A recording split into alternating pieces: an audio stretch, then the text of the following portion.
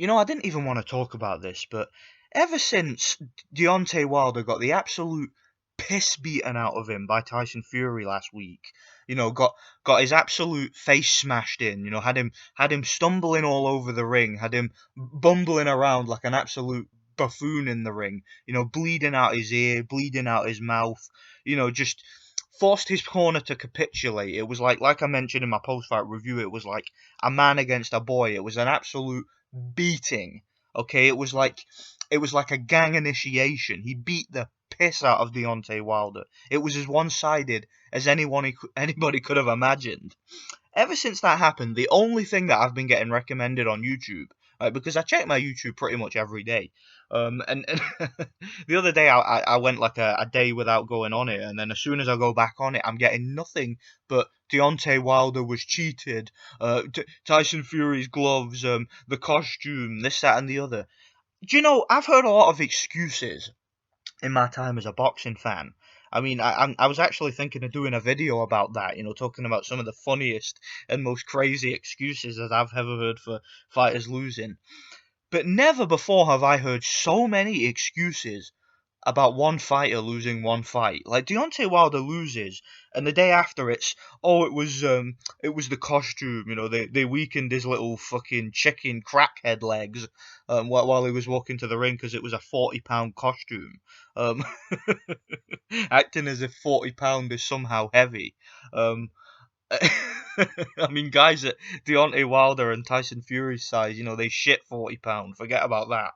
But I mean, that was the first excuse. Then it became Mark Breland is like a da da da da da da da da da da da da da da da, like mystery secret agent working for fucking working for Tyson Fury and his team. Yeah. Deontay Wilder's trainer Mark Breland, who's been his trainer for what, 7 years, something like that. He's now he's now a secret agent working for Tyson Fury and his people. And yeah, he was there to sabotage Deontay Wilder and shit. Then it became, oh, it was because Tyson Fury leaned on him and used illegal tactics and hit him behind the head. It's like I'm like, all of it. It's funny. People like 7-8 Sports TV and that fucking chimp, John Boxing. All these little dumb, retarded Americans who talk out their ass, man. All of a sudden, it's funny to me. All of a sudden, rules of boxing apply. All of a sudden, the rules of boxing matter. It's funny to me how these guys used to absolutely slobber over Andre Ward. They used to dick ride him when Andre Ward beat Sergey Kovalev, and we tried to call that performance out because it was done illegally. He beat Sergey Kovalev by hitting him in the balls, hitting him behind the head, leaning, pushing, elbowing, using his forearms, ducking below the waist, sticking his head in people's face. When we talked about that, no, we're haters. We're racist. That's the sweet science. That's just a part of boxing. Dirty tactics and stuff like that is just the sweet science. It's just being slick. It's being a slick black fighter. But as soon as one of their guys gets beaten in that fashion, and look, I'm not saying Tyson Fury ain't a dirty fighter, okay? Yes, he is. I've said so many times. I've made whole videos about it, which got me a lot of heat from my own subscribers and from Tyson Fury fans. But let's not, you know, let's not use that information only when it suits. Okay, let's not use it when it's convenient to protect your favorite fighter. And what it really comes down to, man, and what this whole situation just highlights, and it's something that many of us, me included, have been saying on here for a long time. And let's just call it what it is. Let's not beat around the bush. Let's not be afraid of being censored over this. Okay, let's just call it what it is. Black people in America, all right, because that's who Deontay Wilder's bulk fan base is. Let's be real, right? These LDBC guys, okay, these this little cult of Deontay Wilder worshippers. Let's be real, they're black Americans, all right. They are the most self-entitled, most immature, most degenerate people in the world. Let's just keep it real. These people are fucking children. All right, that's what they are. These black Americans, right? These Deontay Wilder fans from the ghetto. These people are fucking disgraceful. They really are. I mean, I tell you the truth, right? They have gotten so used, and this is what we all know. But all the other channels who are covering this are too scared. They're too damn scared to bring this up. Well, I'm not scared. All right, I'm not scared to speak the truth. You guys know that. All right, if you guys want to do something about it, do something about it. These people, these black Americans, are the most self-entitled, most selfish, most immature, most mollycoddled people in society. They're the most privileged people in society. These are the people who get everything they want, right? They get everything that they have gotten so used to being pandered to. They've gotten so used to being given food stamps, welfare checks, affirmative action, getting hired for jobs based on diversity quotas and not based on merit.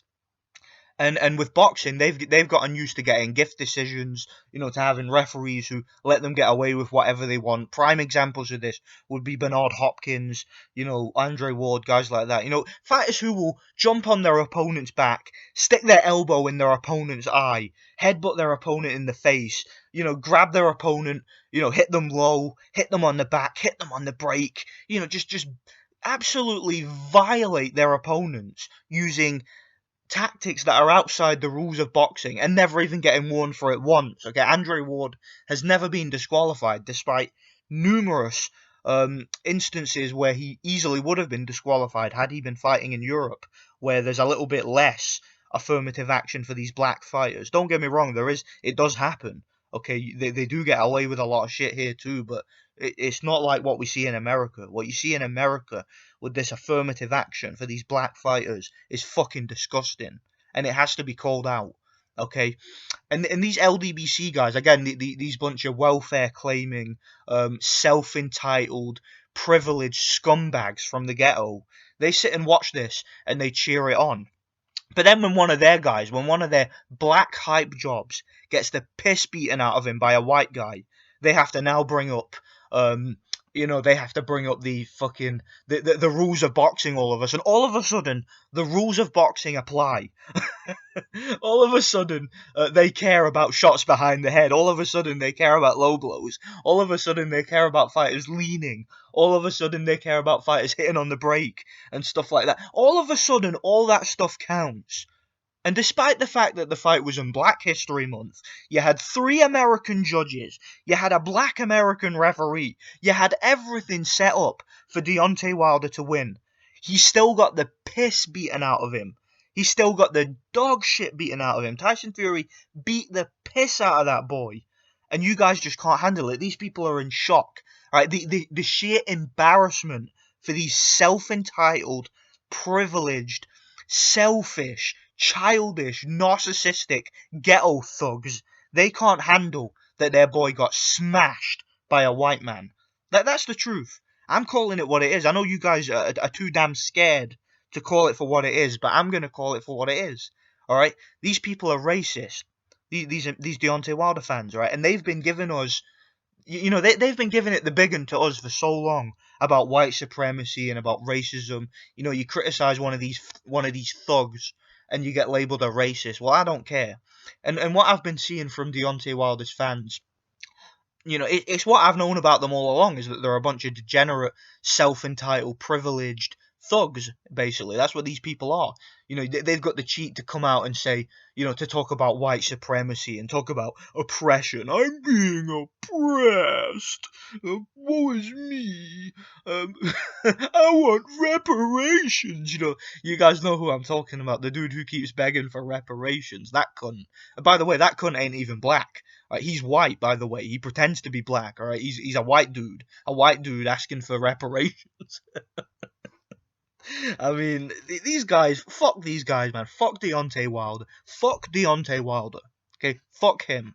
I don't ever want to see him fight again. In fact, I hope, see when they get this rematch on, I hope Tyson Fury smashes his face in and finishes him, finishes Deontay Wilder in 2 rounds. And I hope he forces that rematch to take place in the UK. Because I tell you right now, Deontay Wilder ain't getting no privilege in the UK. If he fights Tyson Fury in the UK, everything's going to be set up for Tyson Fury. Okay, the judges are going to be on his side. The referee's going to be on his side. All right, let's get Howard Foster or somebody, or some corrupt British referee, some corrupt white British referee in the ring, and let's see how these pricks like it. Let's see how these ghetto thugs, these privileged, ghetto trash, assholes in the LDBC. Let's see how they like when the shoe's on the other foot. Let's see how they like it when one of our guys is privileged and one of their guys is up against it politically. Let's see them in that situation and let's see how they react. And let's give them a taste of their own medicine. And then when Tyson Fury stamps Deontay Wilder into the ground, slams him on his fucking face, and ends his career, probably puts him into retirement, right? I don't ever want to hear about, this baddest man on the planet ever again. I mean, Tyson Fury is in a right mind to just, forget about the Wilder rematch and go and fight Anthony Joshua for undisputed. But I guess there's a contract there for the third fight.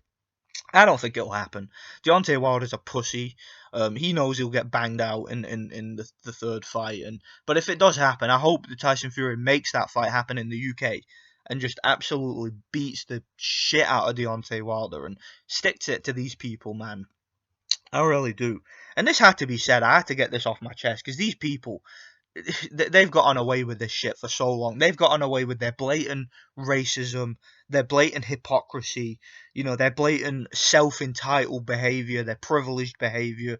The days of Floyd Mayweather are over. Okay, the days of Bernard Hopkins are over. The days of Andre Ward are over. The days of black guys having the entire game rigged in their favor, it's done. Boxing is a worldwide sport now. Okay, we got people like Fury, we got people like Lomachenko. It's called white excellence, people. Deal with it. Okay, embrace it. All right, the sport is a diverse sport. It's not owned by one particular race. Okay, one group of people, one contingent does not control the outcome of this sport. Okay, so that's my little rant about this little bum Deontay Wilder. The biggest hype job in the history of boxing, who got royally exposed by Tyson Fury.